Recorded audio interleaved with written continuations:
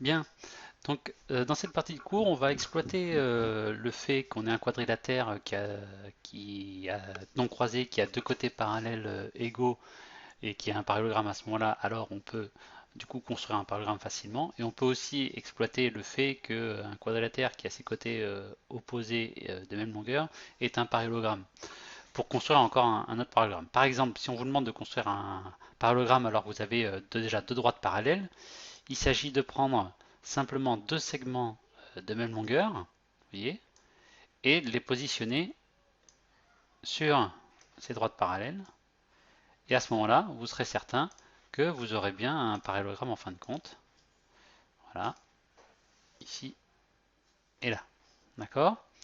On a également l'autre possibilité qui consiste à avoir en fait au début deux côtés, d'accord, initialement. Alors, attendez, je vais faire ça comme ça. Hop, voilà. Voilà, j'ai initialement deux côtés, d'accord, celui-ci et celui-là, donc je connais les longueurs.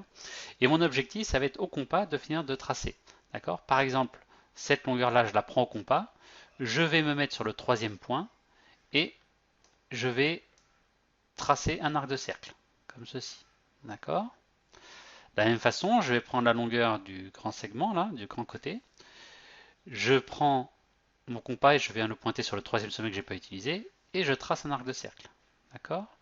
Et l'endroit où les deux arcs de cercle se retrouvent, c'est évidemment ce qui va nous permettre de construire le parallélogramme. D'accord.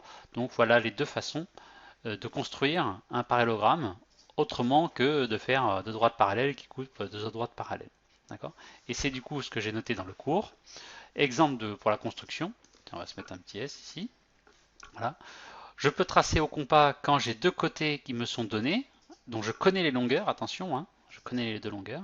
À ce moment-là, je prends la longueur du premier et je le reporte sur l'autre sommet. Je trace un arc de cercle, idem, donc ce que je viens de vous expliquer. Et si j'ai deux droites parallèles déjà initialement et que je sais qu'elles vont porter les deux côtés d'un parallélogramme, à ce moment-là, j'ai qu'à en fait tracer sur chacune de ces droites les deux côtés dont les longueurs sont connues. Voilà. Donc, je vous laisse prendre cette leçon et ensuite attaquer les exercices qu'il y a à faire pour aujourd'hui.